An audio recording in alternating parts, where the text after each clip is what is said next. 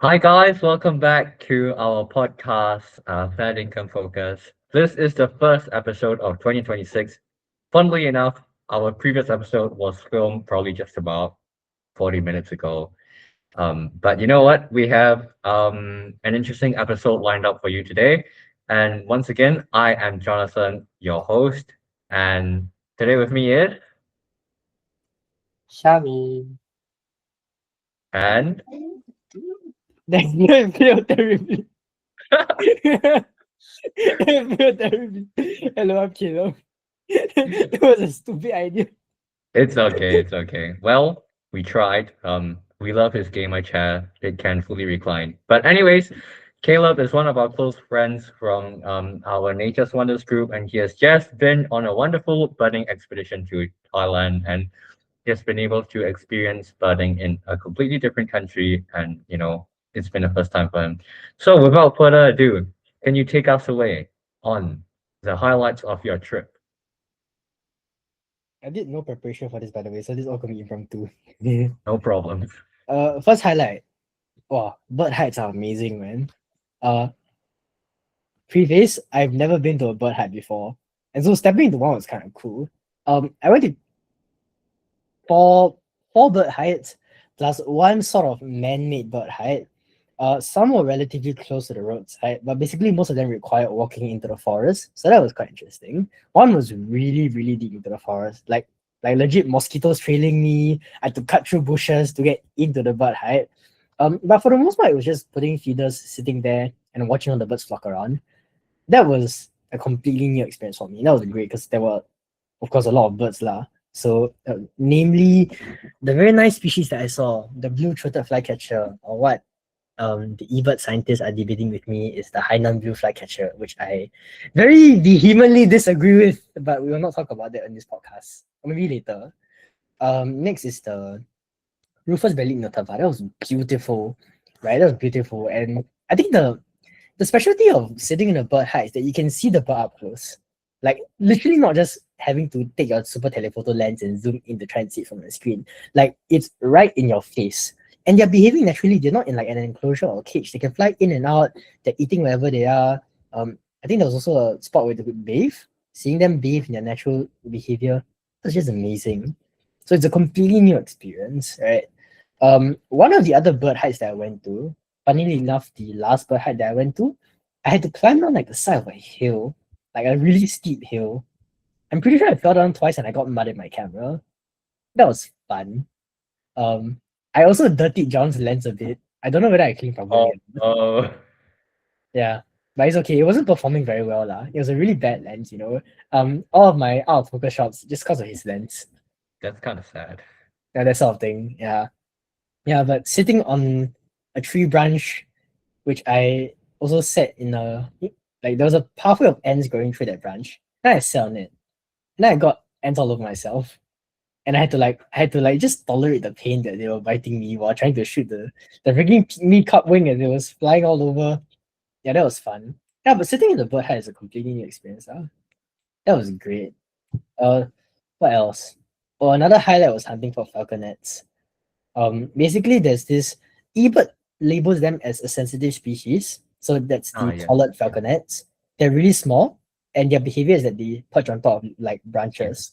So what me and my bird guide did was we were like some off-road place where we also saw an Indo-Chinese ruler, which is beautiful, as well as a few bee eaters, black-naped monarchs and whatnot.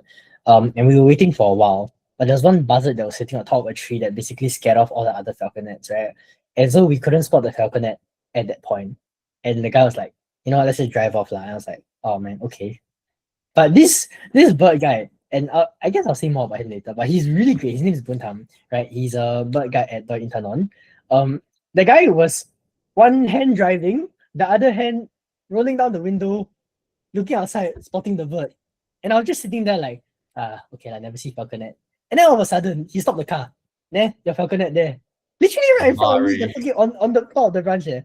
Yeah, I managed to take a few shots out of the car. Like, I had to stick my camera out the window, and then I took a few record shots before I actually moved in and got like some proper shots lah. Yeah, but shooting outside of a moving car, that's new. Yeah. I mean, it's more typical for you to do that on a safari, but wow. Wow. I mean, it sounds like such a wonderful experience that I don't think you can get in Singapore, considering the fact that we barely have any bird hides. We And you don't have know, any bird hides. You can't feed birds in Singapore. It's illegal. yes. Why do I still see people feeding pigeons at void decks? Well, anyways, I mean, you shared a little bit about this bird guide. Maybe you could introduce him to us a little bit more. Okay. So his name, wait, am I allowed to share my screen? Yes, you are. You are allowed to share your screen. Great. Okay. So his name is Buntam. He's a bird guide at Doi in Tanon, and he manages a little homestay in his village called the Rangbon Doi, which is also where his bird hides are situated. Well, 3 out of 4 of them, excluding the other feeders that he has around the park. And he's great, right? He brings me around to like the most random places to find as many birds as possible. And when I say random, I mean like random. So there's your normal places like in the middle of a freaking bamboo forest at the side of a stream. He made me climb through a river, by the way, which was really fun. Yeah. But there were also some random places like outside a toilet where there was a tree. And I like there were like 8 different species of birds there, including when I got my shot of the green-tailed sunbird. And then all the other people going to the toilet were just staring at me like I'm a freaking weirdo. Bro. Like you know how weird it is to have like a freaking super telephoto lens right outside the toilet, and then I'm just shooting in the direction of the entrance of the toilet. I look like a peeping tom, eh? Uh, Yeah. I mean, but we do anything for the birds, right? Yeah. So he's very well versed in the nature park, and he knows his spots, and he'll basically drive us around. He picked me up from my hotel, drove me into the park, and then around the park to get all the birds. He knows all the like the spots. He also brings along a pack of food to like feed the birds. And I think one thing that was nice about him is that he's also very conscious of like his like the entire park as a whole. So for one is your park rangers. He actually what he does is that, or what I've learned that he does is that he pays them a little to sprinkle any leftover food that they have in their lunches or dinners on like the ground so that the partridges can eat them. And of course we didn't see any partridges, but it's about maintaining the species there. Right? He himself also does it at certain spots where the partridges do show up. So it's really just caring for the species there, even if you don't see them, just knowing that they're there and making sure that they can continue to thrive in a world where humans keep overtaking the forest, felling trees and yes. whatnot. Yeah. Yeah, that was a really good, and that was I think a really nice takeaway behavior that I noticed from him lah. Wait, let me share my screen to show him so I can sort of promote him a bit. Yep, sure, go ahead. Also, he speaks relatively good English. Like it's the sort of broken English, but you can still understand him. So we spotted this white-tailed green-tree pigeon, which funny enough, of all the very colorful birds that we saw, right? I was like, bro, got pigeon there. And he's like, oh my gosh, yes, nice, green-tree pigeon, come, take photo, take photo. I was like, huh? Pigeon what? Yeah. So this is the green-tailed sunbird, not my shot, but we saw something similar. Where was I? Yeah, he also brought me to this place full of cherry blossoms. This is great because I got some really, really nice shots there. Right? He's very conscious of the shots that I can take as well. So he will bring me to these sort of places and then just sit down there and like, okay, bird in the cherry blossom, you can take that one. It was a really nice background, really nice shot. Yeah. This is the green-tailed sunbird at outside the toilet that we were shooting lah. Oh wow, that's really close. Right? Yeah. Sorry. Wait, let me turn on my speaker. Yeah, no worries, it's fine. So these are the most like random spots ever, but he knows these spots, so he's very well versed in the place. Yeah, yellow-bellied flowerpecker, which is according to him quite rare, so the appearance is really nice. I was stunned by it. I didn't even expect to see this. Yeah, and then aside from birds, he's also very well versed in like other parts of nature as well. So this moth that we spotted randomly, now moth. You want to take photo for Instagram? Go take.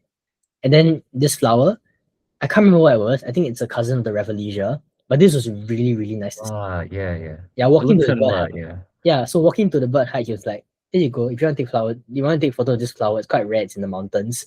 If you want to take a photo, if you're interested, you can take. I was like, oh, okay, cool. There was also one where we went to see the lady sleepers. Lady slippers. Yeah.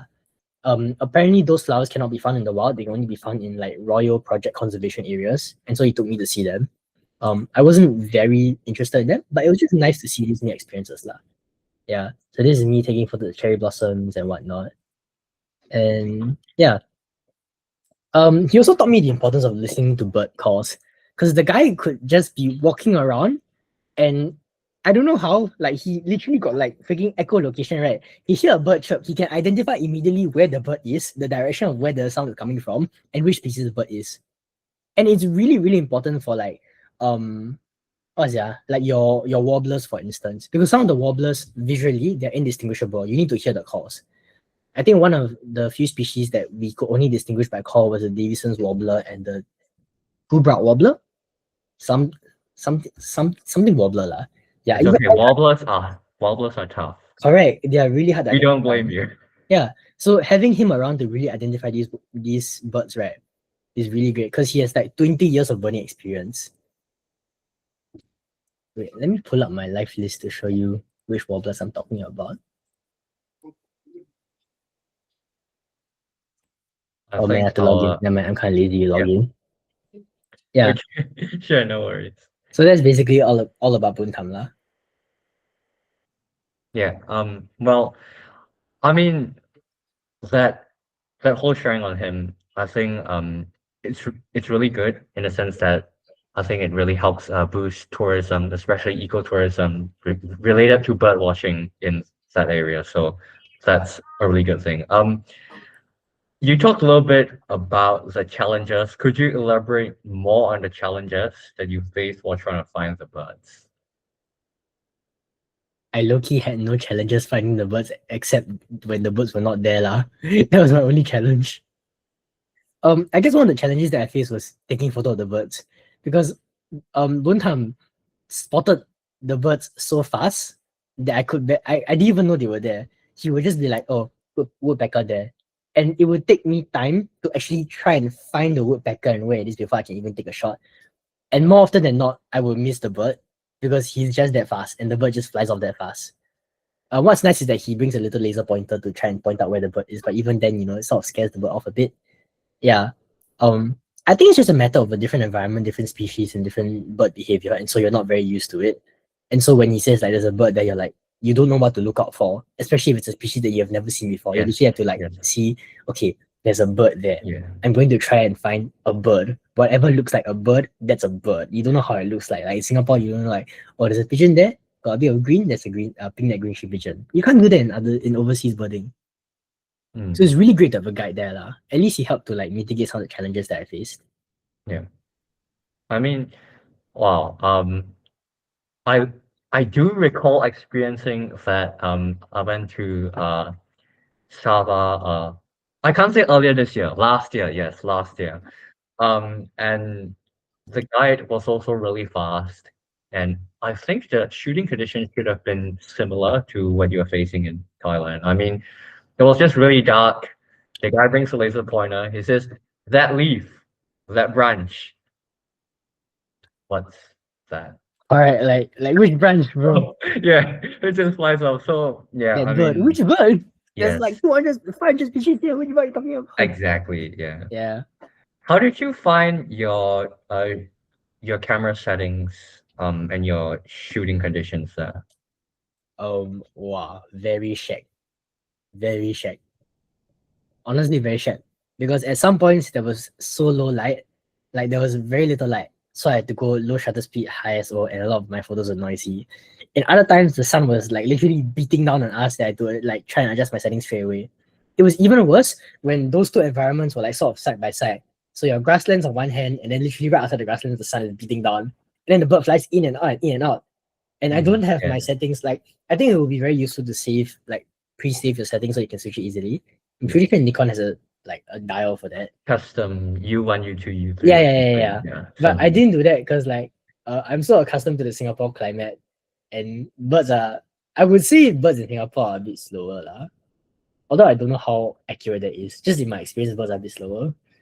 Whereas in Thailand, like, well, all the tiny birds are fast. They're fast. They're extremely fast. And so it was really hard, like changing my camera settings straight away. Oftentimes it did. Also, like I guess the difference in lighting also made autofocusing a bit hard, which is why some of my shots came out blur. That's why in Thailand, because my priority was seeing as many birds as possible. If I see my eyes, can, but then I have to take a photo of it to record it on my live feed, right? So I just take a really blur shot of it. Like, okay, this is the bird. I'm like, okay, it's a record shot. It is what it is. I don't care if it's a blur block on my screen. It's just a bird. There were some Swifts that I Wow. did that for lah, and then like my bird guy was like, Mm. okay, it's a crested tree I'm like, okay, I see bird. He said this species. I just listen to him.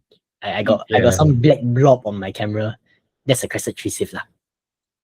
Well, in Singapore, most Swifts are just darkness Swiftlets. Go to Sentosa to their caves to ID them. But That's true. yeah, and like, wow.